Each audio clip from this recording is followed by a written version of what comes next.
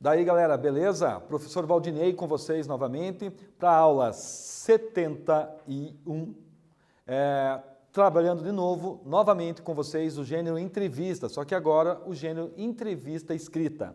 Pessoal, qual que é o objetivo da nossa aula?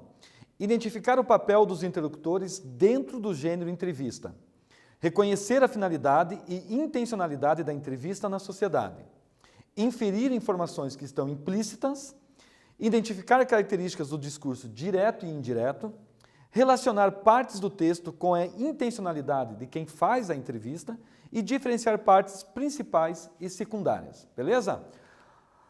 Pessoal, só para a gente relembrar, nós vimos na aula anterior que a entrevista é um gênero que requer um entrevistador ou entrevistadores e um entrevistado ou entrevistados, e que tem por objetivo colher informações e opiniões, experiências pessoais e profissionais de alguma pessoa, geralmente uma pessoa que tem algum destaque na sociedade. Nós vimos também que o gênero entrevista, ele permite ao indivíduo interagir em diferentes situações de comunicação, pois em algum momento da vida o indivíduo é submetido a diversas situações de entrevistas, por exemplo, quando se procura emprego ou em uma consulta médica ou psicológica ou qualquer outro tipo de consulta, beleza, galera? Olha só, para a gente começar já colocando a cabeça para funcionar, colocando a cuca para quebrar, leia as afirmações, a afirmação a seguir e escolha a resposta correta. Nas entrevistas publicadas em meios impressos, por exemplo, é possível perceber a utilização de muitos sinais de pontuação, como travessão, aspas, reticências, interrogação, parênteses, em alguns casos até detalhando aspectos do entrevistado, como emoções, lágrimas e risos.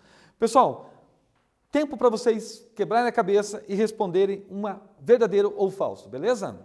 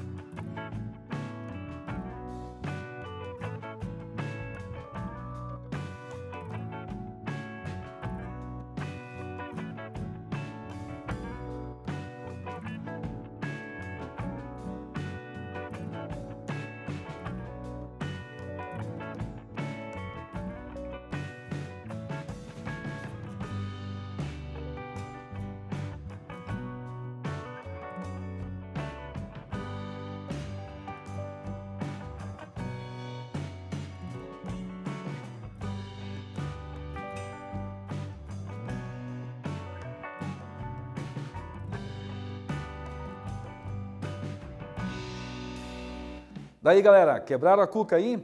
Vamos lá então, vamos ver. Pessoal, quem escolheu a alternativa falso, errou.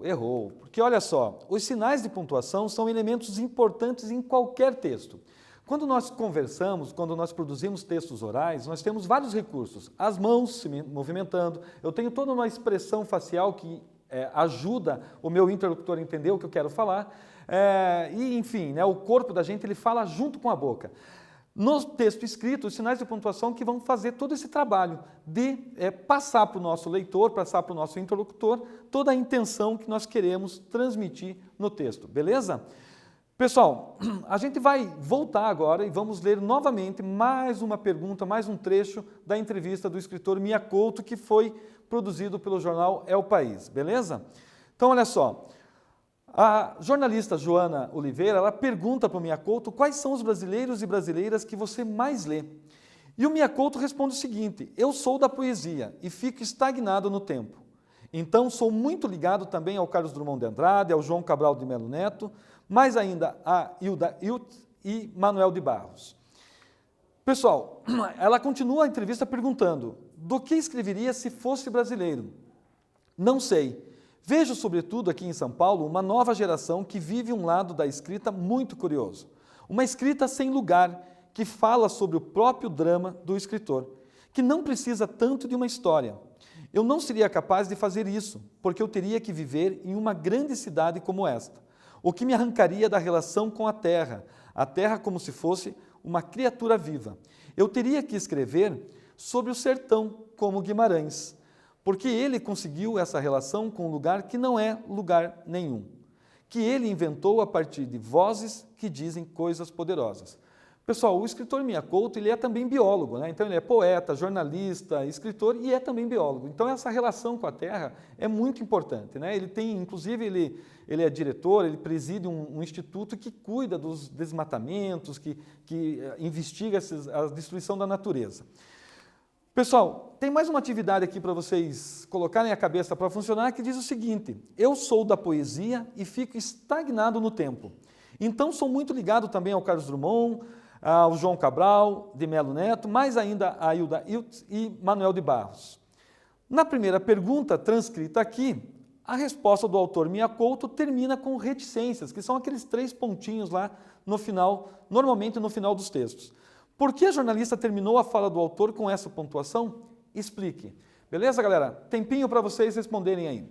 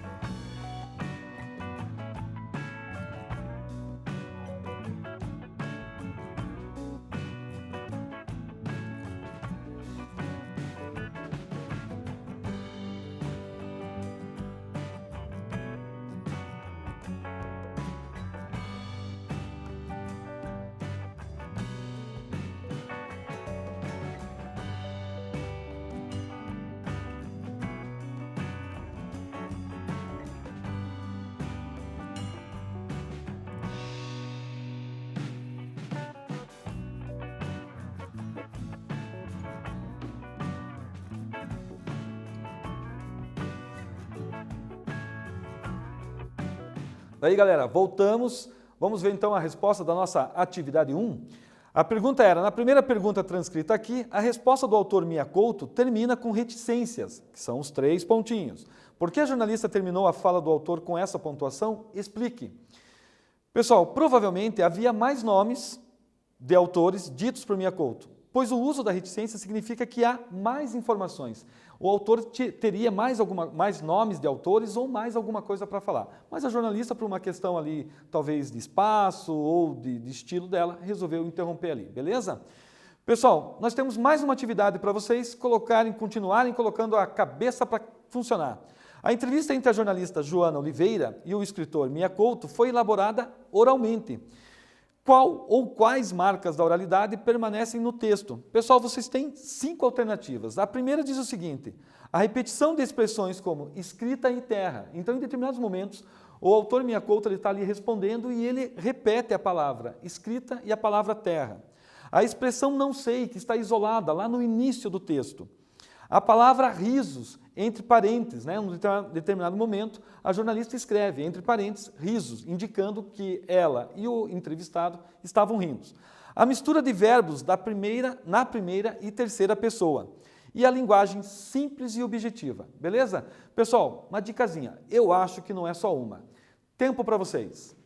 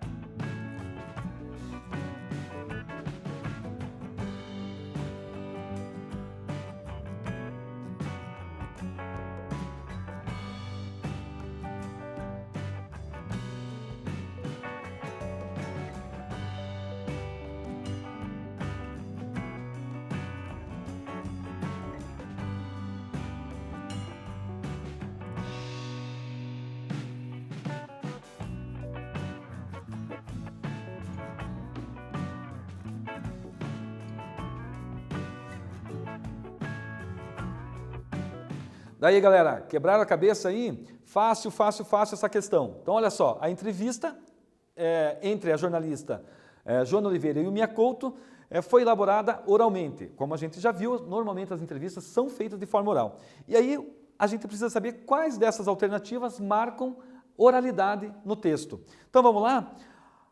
A A repetição das expressões como escrita e a terra. Pessoal, em textos escritos, normalmente, a gente utiliza outros recursos conectivos, né? E coesivos. Então, como os advérbios, os pronomes, para evitar justamente essa repetição. Na oralidade, é muito comum a gente repetir palavras, expressões para nos comunicar. A expressão não sei, isolada no início do texto. Não, essa não, né? Essa expressão não sei não quer, na verdade, dizer nada para nós e pode ser tanto num texto escrito, né, ou num texto oral, e não faz diferença. A terceira alternativa, a palavra risos entre parênteses. Sim, essa é uma marca da oralidade, porque quando a autora, como ela não tem como transcrever, escrever isso, ela coloca entre parênteses as ações. Poderia ser risos, lágrimas, enfim, né, expressões, gestos com a mão e assim por diante. Então essa alternativa é também correta. Há misturas de verbos na primeira e terceira pessoa. Pessoal, é inevitável que em textos, independente do gênero textual, a gente use verbos na primeira e na terceira pessoa. E isso não quer dizer que é uma marca da oralidade, da nossa fala. Então essa não está correta.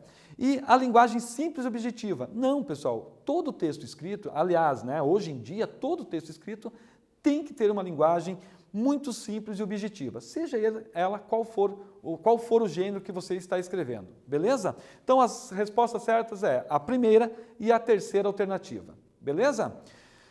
Pessoal, mais uma atividade para vocês continuarem aí se exercitando, quebrando a cabeça para responder. O escritor Mia Couto afirma em sua resposta que, sobretudo em São Paulo, há uma escrita sem lugar. Explique o que o autor quis dizer com essa afirmação, beleza? Tempo para vocês, galera.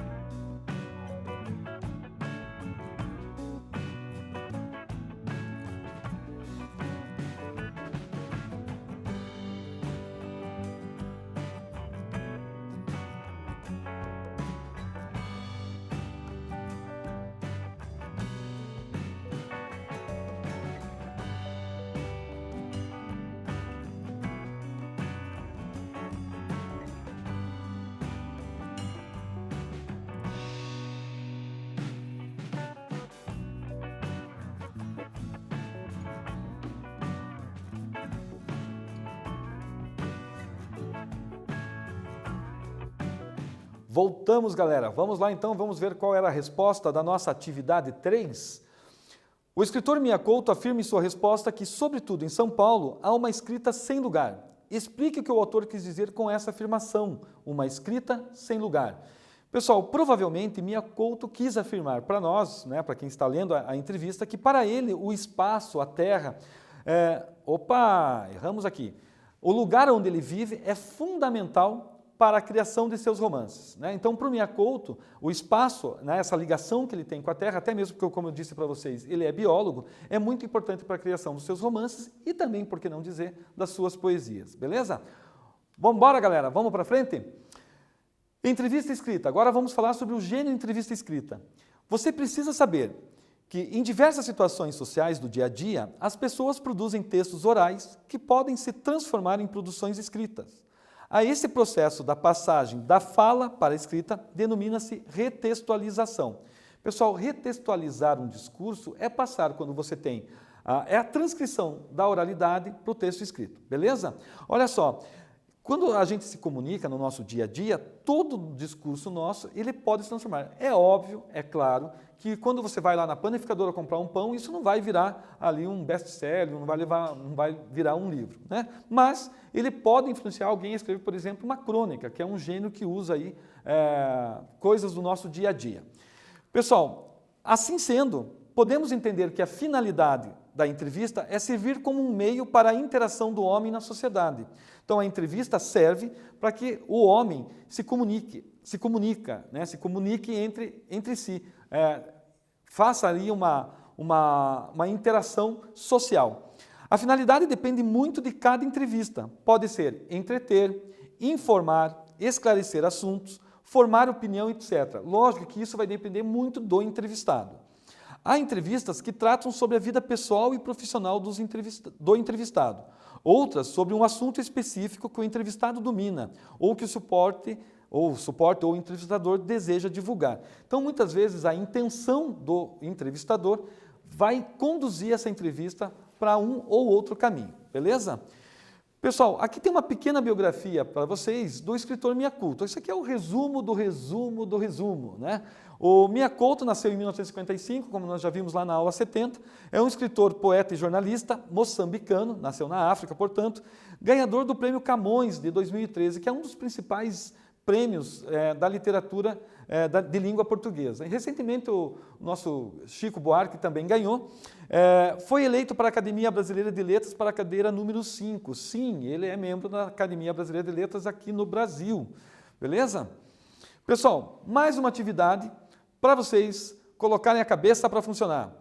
Qual seria o público-alvo de uma entrevista com um autor como Mia Couto? Quem se interessaria? Beleza?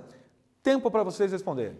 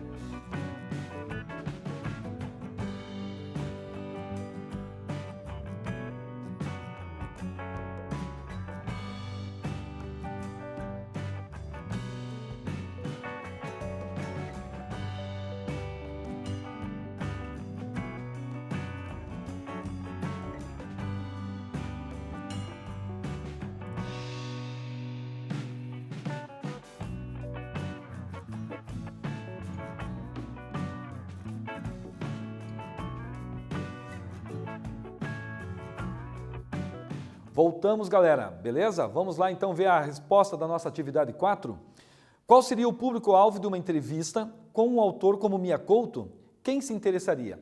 Pessoal, o público em geral, né? Uma personalidade como Mia Couto pode interessar ao público em geral, principalmente a pessoas interessadas em literatura e estudantes e professores, né? O Mia Couto é um cara estudado e lido no mundo inteiro, então é muito importante que as pessoas saibam, conheçam ali os seus pensamentos. Pessoal, voltando agora para o gênero entrevista, as principais características da entrevista são a oralidade e o discurso direto. O que é o discurso direto? É a reprodução integral da fala de um personagem, no nosso caso aqui, do entrevistado Mia Couto. A primeira, a oralidade, pelo fato de tratar-se de um diálogo. E a segunda, porque o diálogo é transcrito, exatamente como foi conversado. Então, essas duas características, a oralidade e o discurso direto, eles são importantes no gênero entrevista, porque você tem um diálogo entre duas pessoas ou mais, como nós já vimos, e a transcrição dessa oralidade para o papel, para a escrita. As entrevistas impressas trazem título e um texto de abertura, escrito pelo jornalista entrevistador, que nós vimos já na aula 70, que a gente pode ser o lead, que é um texto pequeno embaixo do título, ou então um texto maior que também vai trazer algumas informações. Conforme você viu na aula passada. Você precisa saber, todo discurso tem uma finalidade dentro da sociedade, ou seja, não há discurso sem intenção social. Pessoal, se você não tiver nenhum problema assim, de falar sozinho, falar com um amiguinho imaginário, você sabe que todo discurso que você produz, e eu não estou falando aqui do discurso do palanque, do discurso do púlpito, eu estou falando do discurso que a gente usa no dia a dia, das conversas. Então, todo discurso nosso tem uma intenção social.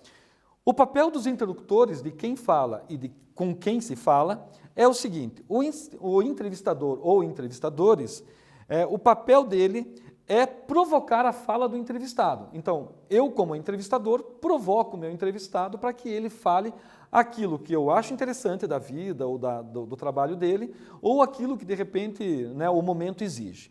Já o entrevistado, o papel discursivo do entrevistado é de alguém que deve responder aos questionamentos, porque senão ele não aceita fazer entrevista, ou ele responde ou não aceita fazer entrevista. Enveredando por um determinado caminho, o entrevistado veste determinada máscara. Nós já falamos um pouquinho sobre isso, máscara social. Dependendo do estilo e dos objetivos do suporte, programa televisivo, jornal, revista, portal da internet. Pessoal, então a gente está vendo nos últimos dias muitos infectologistas dando entrevistas, né?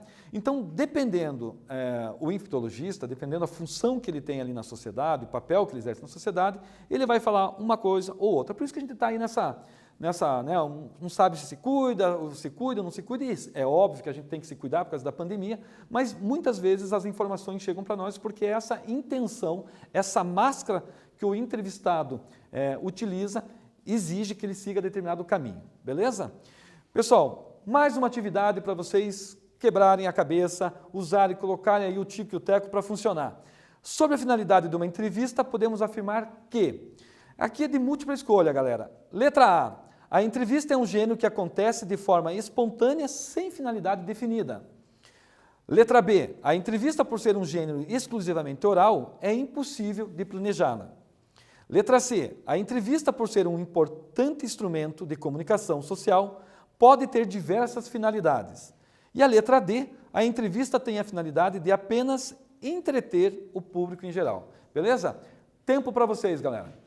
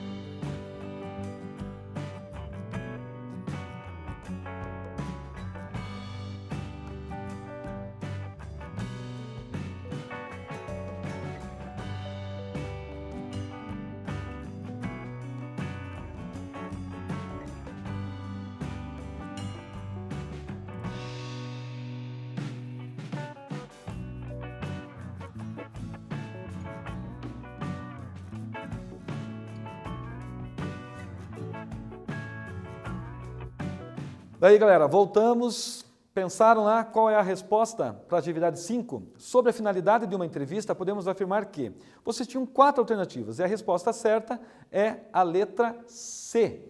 A entrevista, por ser um importante instrumento de comunicação social, pode ter diversas finalidades. Sim, nós acabamos de ver em slides anteriores que a entrevista pode somente entreter, ela pode informar e pode ajudar a formar opinião, fazer uma sociedade mais crítica, beleza?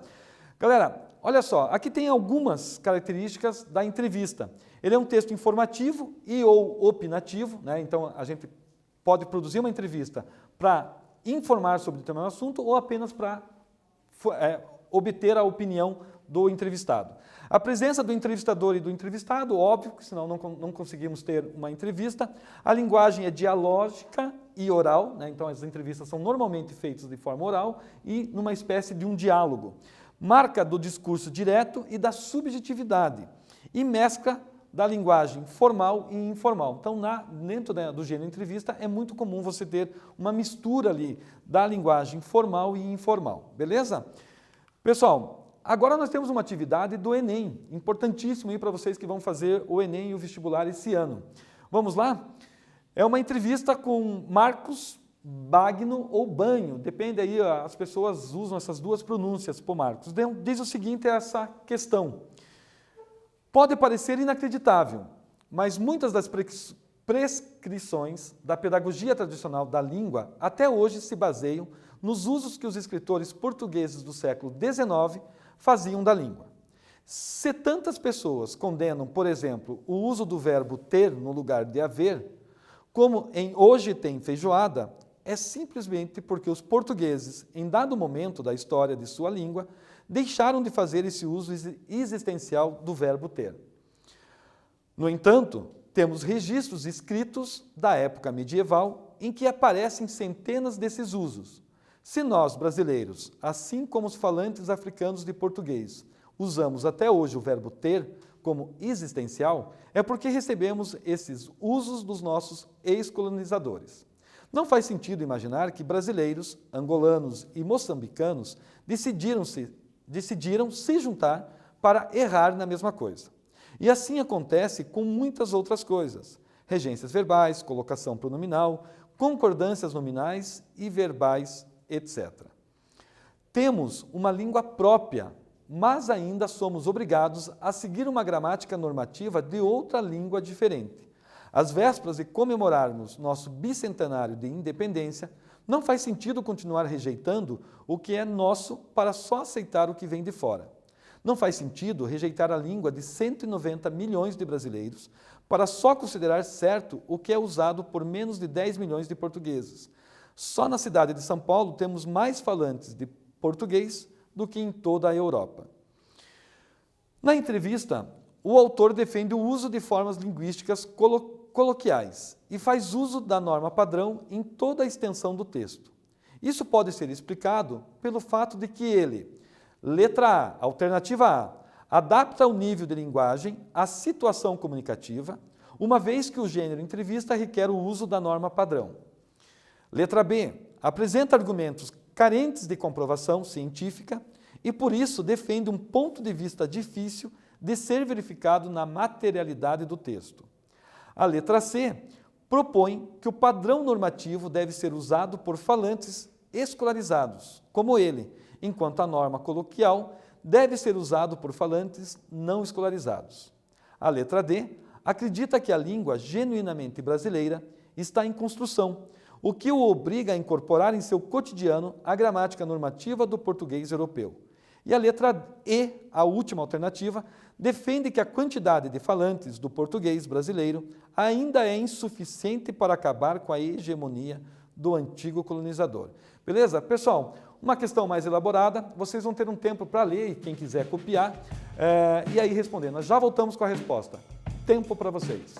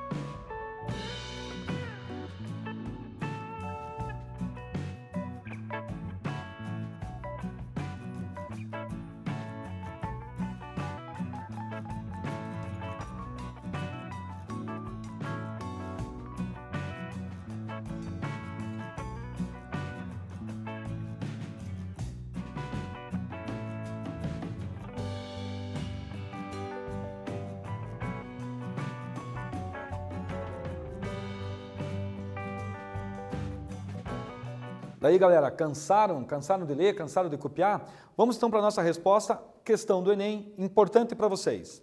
A resposta era a letra A, né? Então, na entrevista, o autor defende o uso de formas linguísticas coloquiais do nosso dia a dia e faz uso da norma padrão em toda a extensão do texto.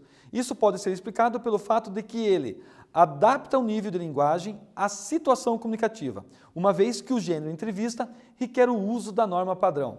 Galera, beleza? Espero aí que vocês tenham gostado da aula. Nós aprendemos na aula de hoje, compreendemos mais alguns aspectos do gênero entrevista, lemos e interpretamos trechos de uma entrevista do escritor Mia Couto, continuamos com a leitura do escritor Mia Couto, compreendemos a intencionalidade e finalidade do gênero entrevista e diferenciamos partes principais e secundárias de uma entrevista. Galera, lembrando vocês então que o registro de frequência do Classroom ele mudou. Agora vocês precisam entrar lá, clicar no número 1, a atividade que é obrigatória, e realizar a atividade e enviar para ficar com a presença de vocês registrada. Beleza? Galera, até a próxima. Tchau para vocês.